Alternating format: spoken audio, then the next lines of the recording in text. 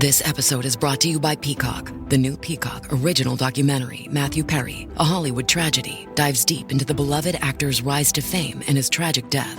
5 people, including Perry's personal assistant, 2 medical doctors, and an alleged Hollywood drug dealer known as the Ketamine Queen, were charged with conspiracy to illegally provide Perry with the ketamine. Explore the details of the case in this heartbreaking special, streaming now only on Peacock. Ryan Reynolds here from Mint Mobile, with a message for everyone paying big wireless way too much. Please, for the love of everything good in this world, stop. With Mint, you can get premium wireless for just $15 a month. Of course, if you enjoy overpaying, no judgments, but that's weird. Okay, one judgment. Anyway, give it a try at mintmobile.com/switch. Upfront payment of $45 for 3-month plan, equivalent to $15 per month required. Intro rate first 3 months only, then full price plan options available. Taxes and fees extra. See full terms at mintmobile.com. agenciadepodcast.com.br.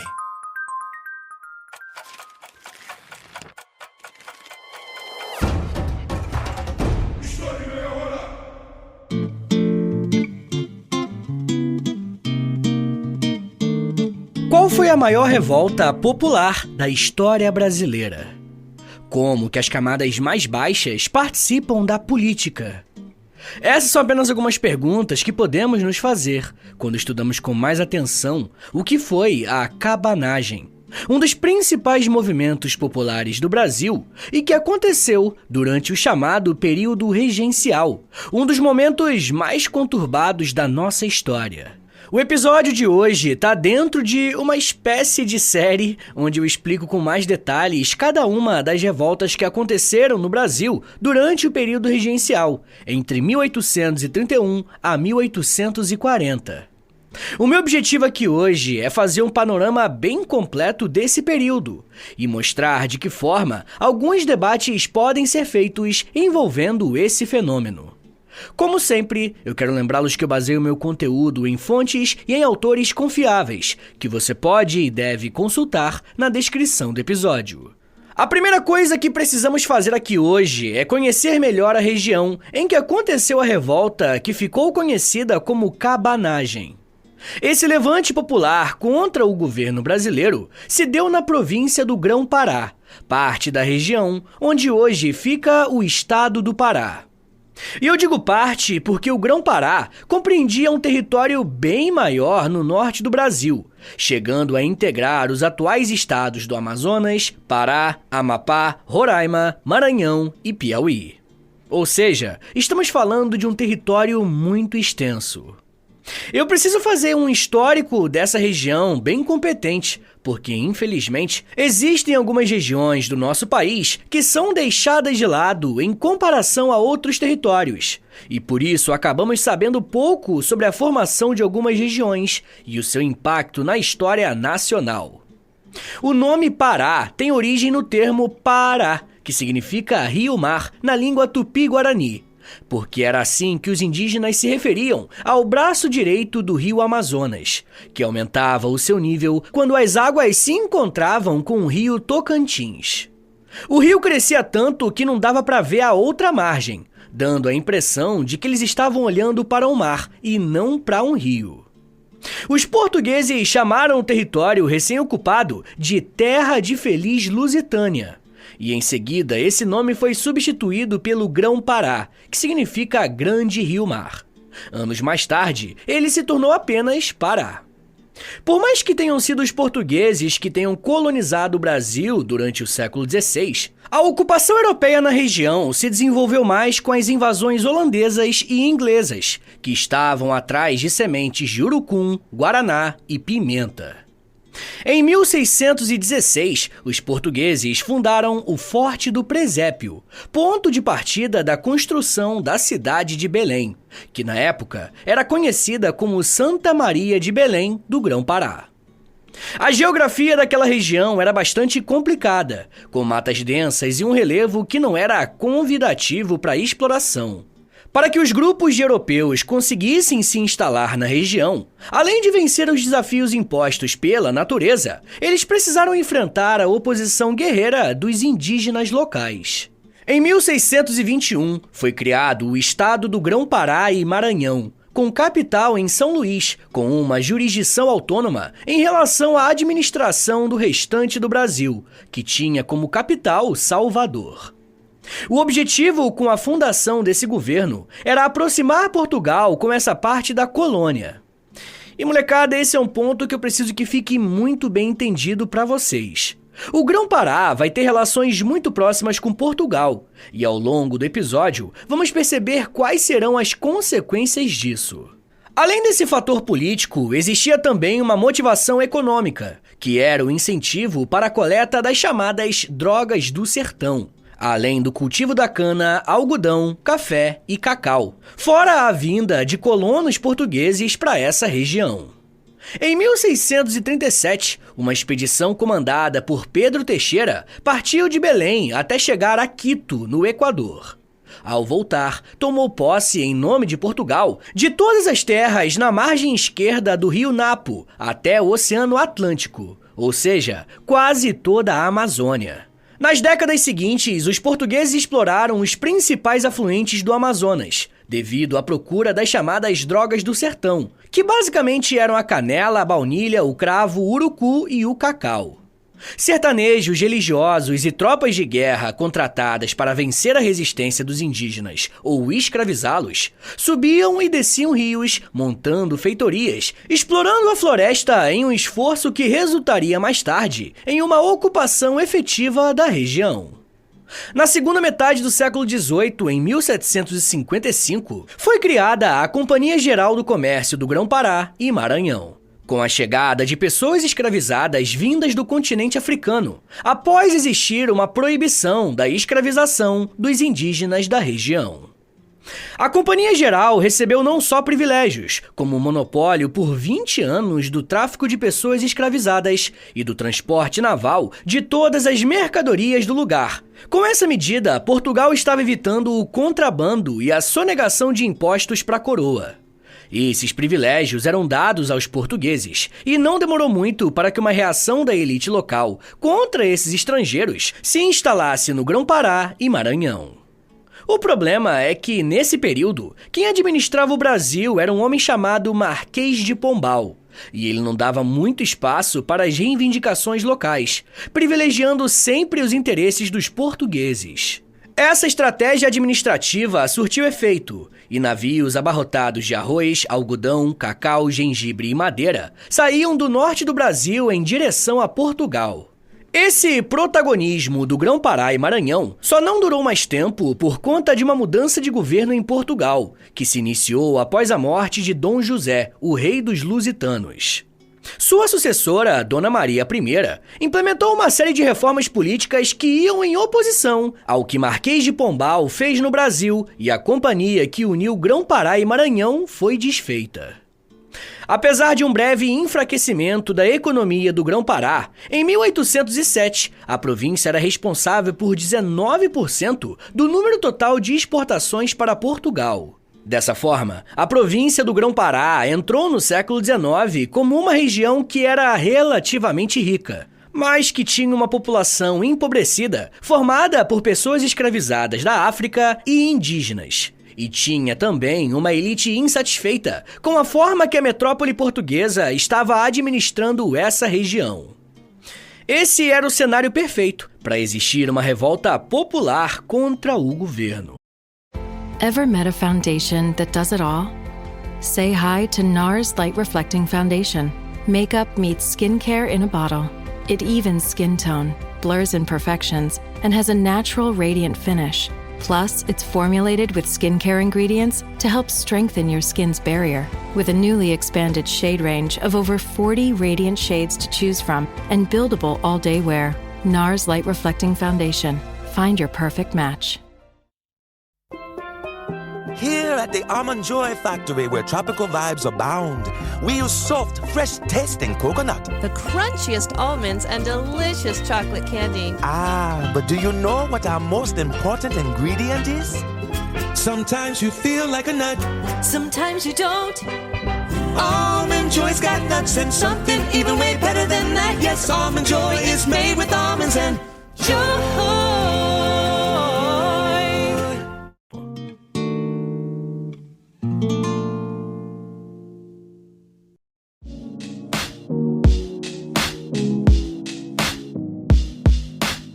das principais responsabilidades de um professor de história é ajudar os seus alunos a compreenderem a forma de pensar do período que está sendo estudado ou analisado.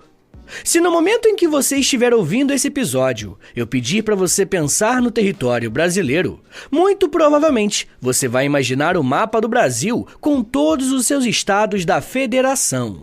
O problema é que essa é a forma de pensar do nosso presente.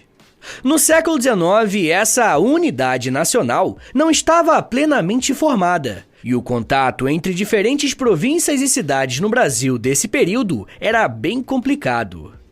Além de não existir essa noção de unidade entre as províncias, a própria logística em si já era um grande problema. Para vocês terem uma ideia, quando a família real portuguesa chegou em terras brasileiras em 1808, a capital foi transferida de Salvador para o Rio de Janeiro. Existia uma distância física e política da capital para o Grão-Pará, e essa província tinha relações mais próximas com Portugal do que com o novo centro político do Brasil. Esse distanciamento ficou explícito no período da independência em 1822, quando o Grão-Pará foi uma das últimas províncias a apoiar e reconhecer a independência como um processo legítimo. Quem explica isso melhor é a professora Lilia Schwartz, ao dizer que, abre aspas, no período da independência, a região contava com uma história muito diferente daquela do resto do Brasil, e não se identificava com um novo regime político. Na verdade, no Grão-Pará se estabelecia uma rede familiar de negócios e de gêneros. Além do mais, essa era uma sociedade onde conviviam muitos imigrantes nacionais e estrangeiros, vindos de Portugal, unindo povos, línguas e culturas. Por fim, a relação comercial se fazia diretamente com a metrópole, e não havia por que demonstrar lealdades a um governo que lhe era, até então, desconhecido. Fecha aspas. Esse trecho é muito importante, porque a professora Lilia está apontando que, mesmo após a independência, o governo imperial de Dom Pedro I era estranho à província do Grão-Pará. Isso quer dizer que a relação do governo brasileiro com essa parte do território não era nem um pouco afinada. Para complicar ainda mais a situação, na época da independência, os políticos do Grão-Pará estavam extremamente ressentidos com o governo, por conta da falta de participação representativa nas decisões do novo país. Uma das reclamações era a respeito das taxas pesadíssimas contra as exportações do Grão-Pará. Essa relação entre o Grão-Pará e o novo governo brasileiro só ficou mais complicada a partir de 1831, quando Dom Pedro I abdicou ao trono para que o seu jovem filho Pedro de Alcântara assumisse o seu posto. Só que a essa altura, o Pedro tinha apenas 5 anos de idade e ele não tinha a menor condição de governar o Brasil. A partir de então, temos o início de um período conhecido como período regencial, em que alguns políticos governariam o Brasil, enquanto o jovem Pedro de Alcântara não atingisse a idade mínima para ser coroado imperador. Para as províncias, na prática, o que mudaria era que os regentes, que eram os políticos que governavam o Brasil nesse período, nomeariam os governadores para cuidar da política local. Porém, na década de 1830, uma série de revoltas políticas se espalharam pelo país. Eram as chamadas revoltas regenciais. E no Grão-Pará não foi diferente. Em julho de 1831, o Bernardo José da Gama, chamado de Visconde de Goiânia, tomou posse no governo do Grão-Pará. Para sua infelicidade, o seu governo durou apenas 18 dias, porque uma revolta chefiada por um grupo político conhecido como Caramurus conseguiu derrubá-lo do poder. No Grão-Pará, desde a adesão à independência do Brasil, a política se dividiu em 2 grupos, os filantrópicos, que eram nacionalistas e chefiados por um homem chamado Batista Campos, e os Caramurus, que eram os conservadores da província. Após a derrubada do governo da província, novos motins aconteceram e governadores nomeados pelo governo regencial enfrentavam o problema de se equilibrarem uma corda bamba para agradar os 2 partidos. Ou seja, a política do Grão-Pará estava mergulhada em um embate político gravíssimo. Um exemplo dessa dificuldade foi o próprio Visconde de Goiânia, que extinguiu o trabalho forçado na província, recebendo o apoio dos nacionalistas e a condenação dos conservadores. Após a deposição do seu governo, quem assumiu foi Batista Campos. Em julho de 1831, aconteceu uma rebelião na base militar da cidade de Belém, que resultou na prisão de Batista Campos, ato que indignou parte da população. A nomeação do desembargador José Mariani, no dia 12 de dezembro de 1832, para o governo do Grão-Pará, foi recebida com festa pelo partido Caramuru, que começou a hostilizar mais do que nunca os seus adversários. Como forma de reação, os nacionalistas começaram a defender a tese de que o governo regencial deveria agir para restabelecer a ordem no Grão-Pará. Um juiz de paz do Rio de Janeiro foi chamado para mediar essa questão, onde algumas exigências foram apresentadas para a pacificação política da província.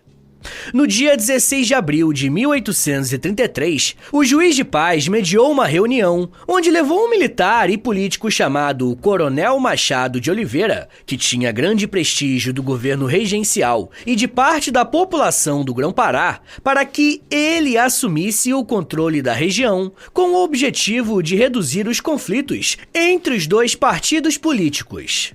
Essa nova liderança foi entendida como uma derrota política do partido Caramuru. Porém, isso representou um período de trégua entre os dois partidos. Mesmo assim, o custo político desse processo foi muito grande. Durante todo esse período de instabilidade, confusão e disputas políticas, a população do Grão-Pará passou a acreditar que era governada por uma elite mesquinha e sem projetos de governo, fazendo aumentar ainda mais a insatisfação das camadas mais baixas daquela sociedade. O coronel governou o Grão-Pará até o dia 4 de dezembro de 1833, quando foi substituído por Lobo de Souza. E foi a partir do governo de Lobo de Souza que a cabanagem iria estourar. Pessoal, eu já quero falar mais sobre como que a cabanagem começou e quais foram os seus impactos políticos. Mas me dá um minutinho aí, tá, gente, que daqui a pouco a gente volta e eu falo um pouco mais sobre economia, pobreza, repressão, elite e Brasil. Segura aí, que é um minutinho só.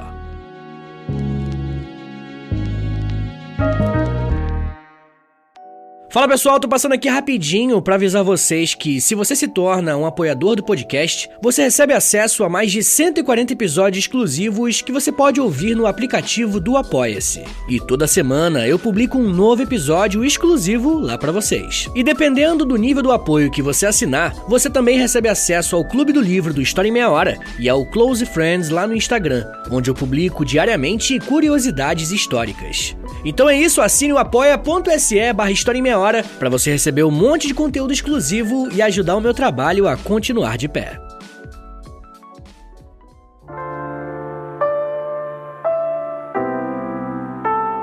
Abre aspas. Que respeito terão os escravos à força armada quando virem militares graduados e seus próprios senhores nivelados com eles mesmos na infâmia do suplício, em uma crise em que a ideia de liberdade fermenta já na cabeça dos escravos e parece augurar a fatal catástrofe de São Domingo. Fecha aspas. As palavras que você acabou de ouvir fazem parte de um discurso de um líder político no Grão-Pará, chamado Romualdo de Seixas, levantando um questionamento importante a respeito de uma possível revolta na província. Para entender melhor isso, precisamos conhecer bem a sociedade do Grão-Pará. A principal característica daquilo que ficou conhecido como cabanagem foi a participação de uma camada popular que até esse momento foi esquecida do debate político. Quando o Brasil se tornou independente, as estruturas econômicas não mudaram e as péssimas condições de vida da maior parte da população do Grão-Pará se mantiveram no mesmo nível. A base social dessa província era formada por indígenas que viviam fora de suas aldeias, ou seja, integrados em menor ou maior grau à vida urbana do Grão-Pará. Esses eram chamados de tapuios. Existiam também indígenas que viviam em aldeias e que, por conta da questão econômica, também tinham contato com a província do Grão-Pará. Além disso, a sociedade paraense era formada por negros forros, ou seja, pessoas escravizadas que conquistaram a sua liberdade. Também existiam pessoas escravizadas de fato e pessoas mestiças. Essas pessoas estavam dispersas pelo interior e nos arredores de Belém. Eles viviam marginalizados em condições miseráveis, amontoados em cabanas à beira dos rios e igarapés, e nas inúmeras ilhas ao longo do rio Amazonas. Essa população, conhecida como cabanos, era usada como mão de obra em regime de semi-escravidão pela economia da província. Normalmente, eram usados na exploração das drogas do sertão. Algumas vezes também eram utilizados para extrair madeira e utilizados na pesca. Em 1833, o Grão-Pará tinha 119 mil habitantes, sendo que 32 mil eram indígenas e 29 mil eram pessoas escravizadas. A maioria mestiça, que era uma miscigenação de indígenas, negros e brancos, chegava a 42 mil. A minoria totalizava 15 mil brancos, dos quais mais da metade eram portugueses. Desde a independência do Brasil, o povo exigia a formação de um governo popular, chefiado por uma liderança local. Porém, o governo imperial colocava pessoas de confiança, que agiam de forma violenta contra essa população, gerando várias ondas de repressão. Em um levante popular em 1823, o governo imperial matou 300 pessoas. Ao invés de garantir uma normalidade, o governo conseguiu apenas aumentar a oposição contra ele. Essa era a condição social da população carente do Grão-Pará, e com a disputa política do início da década de 1830, as coisas só pioraram. Quando o governador Lobo de Souza estava no poder, chegou do Maranhão ao Grão-Pará o jornalista Vicente Ferreira de Lavor Papagaio, a pedido de Batista Campos, para fundar um jornal de oposição à presidência da província, intitulado Sentinela Maranhense, na Guarita do Pará. A linguagem usada na primeira edição foi tão crítica e até radical que Lobo de Souza ordenou a prisão de ambos os jornalistas. Um outro fator que serviu como estopim para o início dos conflitos aconteceu em 1834, quando Batista Campos publicou, sem a autorização do governo, uma carta de um religioso de Belém chamado Romualdo de Souza Coelho, onde ele também criticava de forma severa o governo local de Lobo de Souza. A essa altura, Batista já era entendido como um representante dos interesses do povo. Ao ser perseguido, ele precisou se refugiar na fazenda de um homem chamado Félix Clemente Malcher, onde se reuniram com outro jornalista chamado Eduardo Angelim e outras lideranças locais conhecidas como Irmãos Vinagre, que eram lavradores membros das camadas mais baixas da sociedade paraense. Em seguida, reuniram um contingente de rebeldes na fazenda, porque foram informados que seriam atacados por tropas governistas, mas conseguiram abandonar a fazenda a tempo. Mesmo com essa fuga inicial, as tropas de Lobo de Souza, no dia 3 de novembro, mataram Manuel Vinagre e prenderam Félix Clemente Malcher e mais alguns revoltosos, o que aumentou ainda mais a raiva de muitos cabanos. No dia 7 de janeiro de 1835, Clemente Malcher foi libertado, e na madrugada desse dia, cabanos liderados por Francisco Vinagre e Félix Clemente Malcher invadiram e conquistaram o quartel e a sede do governo de Belém. Nesse episódio, eles assassinaram Bernardo Lobo de Souza e nomearam Francisco Pedro Vinagre como comandante das armas da cabanagem. Félix Clemente Malcher foi nomeado como presidente do Grão-Pará e juntos decidiram se apoderar de todo o material bélico da província. Félix era um fazendeiro, mas o Vinagre era um membro e representante direto dos cabanos e que agora estava no poder.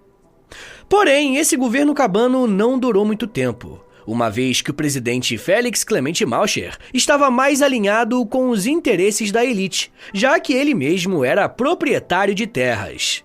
Mas ele foi deposto pela população no dia 19 de fevereiro de 1835 e considerado traidor do movimento por apoiar as exigências do governo imperial. Isso aconteceu porque Francisco Vinagre, o jornalista Eduardo Angelim e os cabanos pretendiam se separar desse grupo ligado à elite. O rompimento realmente aconteceu quando Maucher solicitou a prisão de Eduardo Angelim, resultando em um sangrento conflito entre os dois lados, que resultou na vitória de Francisco Vinagre. Clemente Maucher foi assassinado por um cabano e o seu cadáver foi arrastado nas ruas da cidade. Assim, Francisco Vinagre assumiu como governador do Grão-Pará, por conta de sua participação ativa na conquista de Belém. Nesse período, a Igreja Católica tentava intervir no governo, buscando um período de pacificação. O clero propagandeava que os cabanos eram seres divinos enviados para proteger os menos favorecidos. E assim, Francisco Vinagre aceitou entregar pacificamente o governo ao português Manuel Jorge Rodrigues, em troca de anistia aos revoltosos. Os revolucionários descontentes, não confiando no cumprimento do acordo, não se desarmaram e fugiram para o interior. Como previsto, Jorge Rodrigues não cumpriu o acordo de pacificação e anistia e solicitou a prisão de Francisco Vinagre. Os cabanos ficaram indignados e reorganizaram as suas tropas, que sob o comando de Antônio Vinagre e Eduardo Angelim, atacaram novamente a cidade de Belém no dia 14 de agosto. Após 9 dias de conflito, mesmo com a morte de Antônio Vinagre, os cabanos conseguiram retomar a capital. Eduardo Angelim, o jornalista, foi escolhido como presidente da província, que governou durante 10 meses, de uma forma que aterrorizou a elite regional, por conta de suas reformas e espaços dados aos cabanos. Porém, a falta de projetos com medidas concretas para consolidar o governo rebelde acabou enfraquecendo os cabanos no longo prazo. Percebendo isso, o governo regencial do Império reagiu e nomeou no mês de março de 1836 o militar português Francisco José de Souza Soares de Andréa como o então novo presidente do Grão-Pará e autorizou a guerra contra os cabanos. A partir de então, 4 navios de guerra de Soares de Andréa se aproximavam de Belém, com ordens para atacar a cidade, que estava tomada pela desordem, fome e varíola. O militar fez um bloqueio naval em frente à cidade e atracou uma esquadra em frente a Belém. Mas os cabanos insurgentes escaparam em canoas, enquanto Eduardo Angelim e outras lideranças negociavam uma fuga. Uma esquadra inglesa ofereceu ajuda a Angelim para acabar com o bloqueio naval local, mas ele recusou e também furou o bloqueio, indo se refugiar no interior do Grão-Pará. Os cabanos esvaziaram a capital, ficando abandonada para as tropas do então presidente da província, porque a maioria da população masculina participante da revolta trabalhava nas fazendas e engenhos, prejudicando a organização da revolta. O representante do governo brasileiro acreditou que, mesmo foragido, Angelim seria uma ameaça e determinou que as tropas do governo o perseguissem. Em outubro de 1836, embrenhado na mata, acompanhado de sua esposa, Angelim foi capturado e feito prisioneiro na Fortaleza da Barra, até ser levado para Fernando de Noronha. A instabilidade assombrou os fazendeiros e engenhos, que foram afetados pela falta de mão de obra, uma vez que os cabanos tinham participado das revoltas e se refugiado no interior do Grão-Pará. Uma das saídas encontradas por esses fazendeiros foi mudar a forma que o transporte de mercadorias eram feitas, passando a usar cavalos. Esses fazendeiros contaram com o apoio de elites de outras regiões, que eram a favor do controle imperial português em Belém, e assim doaram muitos cavalos aos proprietários para que eles não perdessem as suas propriedades em uma eventual crise econômica. A revolta, que ficou conhecida como cabanagem por conta da participação dos cabanos, não acabou com a prisão de Eduardo Angelim. Os cabanos que se encontravam na selva lutaram até 1840, até serem completamente exterminados. A rebelião dos cabanos foi muito grande. Tinha avançado pelos rios da Bacia Amazônica e do Mar Atlântico, chegando às fronteiras do Brasil, ficando próximos do litoral norte e nordeste. Por conta da continuidade da luta dos empobrecidos, o governo representante do Império respondeu com muita violência, causando verdadeiros massacres. Estimativas mostram que entre 30% a 40% da população do Grão-Pará foi exterminada, e povos indígenas como os Murá e os Mauê praticamente desapareceram. Em 1840, o governo imperial conseguiu reprimir todos os revoltosos usando o recurso da violência. O custo foi muito alto, e com o fim da cabanagem, a província do Grão-Pará ficou destruída economicamente e teve a sua população mais pobre praticamente dizimada. Até uma crise de falta de alimentos se abateu na região, obrigando a população a recorrer à compra de farinha de outras províncias. Bom, a política estava mais uma vez estável, sob a autoridade do governo central, mesmo que sobre o sangue de milhares de indígenas, negros e pessoas empobrecidas. Pessoal, eu quero recomendar 3 episódios que estão aqui no feed do História em Meia Hora, porque eu acho que vão servir como um ótimo complemento para esse episódio que você acabou de ouvir, beleza? O primeiro se chama Monarquia Brasileira, o segundo se chama Revoltas Regenciais e o terceiro é chamado Revolta dos Malês. Pessoal, agora bora fazer aquele resumão de 1 minutinho para você relembrar tudo que você aprendeu hoje, vamos lá. Quando falamos em cabanagem, precisamos olhar primeiro para a região da província do Grão-Pará, que tem uma história peculiar em relação às outras províncias brasileiras. No Grão-Pará, a proximidade política estava muito mais alinhada a Portugal do que outras regiões do próprio Brasil. Isso gerou uma dificuldade em criar uma identidade nacional, e o Pará foi o último território a aderir à independência do Brasil. A principal característica social dessa localidade era a grande quantidade de pessoas empobrecidas, compostas por pessoas negras escravizadas, pessoas negras livres, indígenas e pessoas mestiças, que eram conhecidas como cabanos. Essa população via de forma distante brigas e disputas políticas, e esse cenário se radicalizou durante o período regencial. Em 1835, uma revolta com participação dos cabanos se iniciou, conseguindo até tomar o poder do Grão-Pará. Nos anos seguintes, o governo central lidou com muita violência a essa revolta, que tinha caráter popular. E após 5 anos, boa parte desses cabanos foi dizimada, colocando fim a esse levante. Por vezes a história da cabanagem é entendida como a primeira revolta genuinamente popular da história do Brasil. Mas as classes médias também protagonizaram levantes importantes, inclusive durante o mesmo período regencial, como foi o caso da Sabinada, que ocorreu na Bahia e tinha como objetivo fundar uma república local. Mas isso já é um papo para uma outra meia hora.